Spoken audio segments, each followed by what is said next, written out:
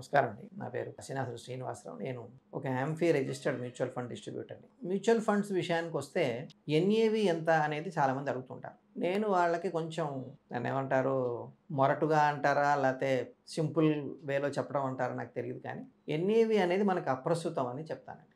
NAV ఎంత అనే విషయం చూడటం అనేది మనకు అప్రస్తుతం అండి అంటారు. వాళ్ళు నా వంక కొంచెం ఆశ్చర్యంగా చూసి, ఎన్ఏవి తక్కువ ఉన్నది చూడండి, అక్కడి నుంచి ఎక్కువ పెరిగే అవకాశం ఉంటుంది కదా, మీరు ఎక్కువ ఉన్నది చెప్తారేంటి, నాకు యూనిట్లు తక్కువ వస్తాయి అని రకరకాలుగా అంటుంటారు. మొట్టమొదటి విషయం ఏంటంటే, ఎన్ఏవి అనేది మనకేమీ చెప్పదండి. ఒక స్కీము ఎన్ఏవి ఇంత 1000, 100, 10, 20, 50, 4000, 3000 అని నేను చెప్పాను అనుకోండి, స్టాండ్ అలోన్గా అది నాకేం చెప్పదు. స్టాండ్ అలోన్ అంటే ఓన్లీ ఎన్ఏవి ఒకటే నేను మీకు చెప్తే అది మీకు ఏమీ చెప్పదు. ఓకే.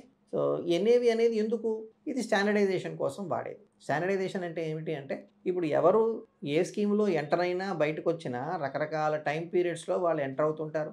రకరకాల టైం పీరియడ్స్లో వాళ్ళ అవసరాన్ని బట్టి బయటకు వస్తుంటారు. కొంతమంది అత్యవసరాలకు తీసుకుంటారు, కొంతమంది వాళ్ళ గోల్స్ అచీవ్ అయినప్పుడు అమౌంట్ ఆ టైంలో పిల్ల పెళ్ళికో చదువుకో వాడుకోవాలి కాబట్టి తీసుకుంటారు, వాడుకుంటారు. ఎన్ఏవి ఎక్కువైతే బాగా ఎక్కువ ఉన్న స్కీమ్ అయితే మంచిదా? ఎందుకంటే బాగా పెరిగింది కదా. బాగా తక్కువ ఉన్నది మంచిదా అనే విషయానికి వస్తే, నేను ఒక ఎగ్జాంపుల్తో మీకు అది నేను చెప్పదలుచుకున్నాను. ఇంకొక వేరే వీడియోలో కూడా యాక్చువల్గా ఎన్ఏవి ఎలా క్యాల్కులేట్ చేస్తారు, ఎన్ఏవి ఏ టైంలో అయినా మీరు ఎంటర్ అయినప్పుడు మిమ్మల్ని వేరే వాళ్ళతో ఎలా ఈక్వల్ చేస్తుంది ఇతర స్కీమ్లో ఉన్న వాళ్ళతో, ఆల్రెడీ ఉన్న వాళ్ళతో అనేది నేను చెప్పే ప్రయత్నం చేస్తాను.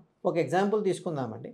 ఇవాళ మనకి ఒక స్కీములో ఒక వ్యక్తి 30 ఏళ్ళు ఉన్నాడు. 30 ఏళ్ళు ఉండి ఆయనకి యావరేజ్గా ఆ స్కీమ్లో 12% రిటర్న్ వచ్చింది అనుకో. 12% రిటర్న్ వస్తే మనకు ఒక చిన్న చిట్కా ఇన్వెస్ట్మెంట్ రిటర్న్స్ని కొలిచే సాధనం ఉంది. రూల్ ఆఫ్ 72 అంటారు. 72ని మీరు ఎక్స్పెక్టెడ్ ఇంట్రెస్ట్ రేటుతో భాగిస్తే మీకు ఎన్నాళ్ళలో అది డబుల్ అవుతుందని చెప్తాం. సో 12% కనుక మీకు వస్తుంది అనుకుంటే కనుక 72ని 12 పెట్టి భాగిస్తే మీకు 6 ఏళ్ళు పట్టింది టైం. సో ప్రతి 6 ఏళ్ళకి మీ ఇన్వెస్ట్మెంట్ డబుల్ అయిపోయింది. ఇదంతా ఓన్లీ ఎస్టిమేషనే, ఊరికే మనం తెలుసుకోవడం కోసం. సో ఇది 30 ఏళ్ల పీరియడ్లో ఎన్ని 6 ఏళ్ల పీరియడ్లు ఉన్నాయండి? 5 ఉన్నాయి. సో 5 సార్లు ఇది డబుల్ అవ్వాలి 30 ఏళ్లలో. సో ₹10తో స్టార్ట్ చేస్తే 10 20, 40, 80, 160, 320 అయింది. 5 సార్లు డబుల్ అయింది. Okay. 2 to the power of 5 లేదా ఏదైతే అది ఎక్స్ ఉంటే X to the power of 5. So ఇక్కడ 320 అయింది.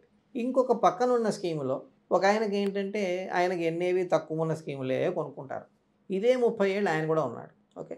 ఆ స్కీమ్లో ఆయనకి లెటర్సే ఒక 7% వచ్చింది అనుకున్నాం.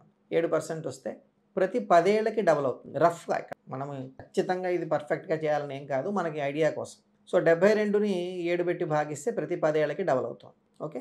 సో 7 10 70, 2 ఎక్స్ట్రా కొంచెం 10 ప్లస్ సంథింగ్, బట్ 10 అనుకుందాం మనం ఈజీగా అర్థం చేసుకోవటం కోసం. సో 30 ఏళ్ళలో ఎన్నిసార్లు డబుల్ అయిందండి అది? ₹10 యూనిట్తో స్టార్ట్ అయితే 10 ఏళ్ళ 20 అయింది ఒక కణుపు, రెండో కణుపు 20 ఏళ్ళ 40, మూడో కణుపు 40 ఏళ్ళ 80 అయింది. సో మీకు ఇక్కడ ఇంకోటి కూడా తెలుస్తుంది, లాంగ్లో తక్కువ రిటర్న్స్ వచ్చే చోట మనం ఉండిపోతే జరిగే నష్టం ఏంటో చూడండి. ఇక్కడ మీరు 30 ఏళ్ళలో అది ఇంకా 320కి వెళ్తే ఇది 80కే వెళ్ళింది. సో ఇప్పుడు ఒక వ్యక్తి వచ్చి ₹320 యూనిట్ ఉన్నదాన్ని చూజ్ చేసుకోవాలా, ₹80 యూనిట్ ఉన్నదాన్ని, ఎన్ఏవి ఉన్నదాన్ని చూజ్ చేసుకోవాలంటే మీరే సమాధానం చెప్పండి. ఎందుకంటే 30 ఏళ్ళుగా యావరేజ్గా ఇది ఇలా ఇస్తుంది, 12% ఇస్తుంది. రెండోది యావరేజ్గా 7% ఇస్తుంది. ఇది తక్కువ ఎన్ఏవి ఎందుకుంది? అదే పీరియడ్లో ఇది తక్కువ రిటర్న్స్ ఇచ్చింది కాబట్టి ఉన్నది. అయితే అన్ని సందర్భాల్లో ఇదే మనం అప్లై చేసి చూడటం కాదు. ఏదైనా సరే beginning NAV, ending NAV, period మధ్యలో ఎంత పీరియడ్ ఉంది చూసుకుంటే ఇంటర్నల్గా ఎంత సిఏజిఆర్ లేదా ఎక్స్ఐఆర్ఆర్ వచ్చింది అనేదే మీకు ఏ స్కీము మంచిది అన్నది నిగ్గు తేల్చే విషయం.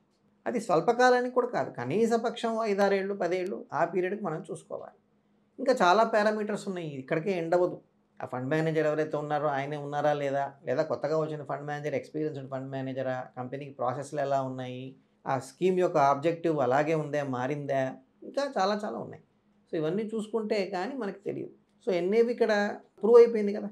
కేవలం ఎన్ఏవిని చూసి ₹80 తక్కువ ఉంది, నేను పెట్టే ₹1,00,000కి నాకు ₹80 చొప్పున ఎక్కువ యూనిట్లు వస్తాయి, ఎక్కువ యూనిట్ల మీద నాకు ఎక్కువ లాభం వస్తుంది ఫ్యూచర్లో అనుకోవడం కంటే తప్పు క్యాలిక్యులేషన్ ఇంకోటి లేదనమాట. అందుకని నేను క్యాలిక్యులేషన్తో సహా మీకు ప్రూవ్ చేసే ప్రయత్నం చేశాను. అన్నీ కూడా కల్పితమైన ఫిగర్లే, ఎస్టిమేటెడే. ఇదేమి దీంట్లో ఏది ఇలా వస్తుంది ఇలాగే వస్తుంది అలాగే వస్తుందని కాదు, జస్ట్ మన అండర్స్టాండింగ్ కోసం ఈ క్యాలిక్యులేషన్ చెప్పాను. Thank you. నమస్తే.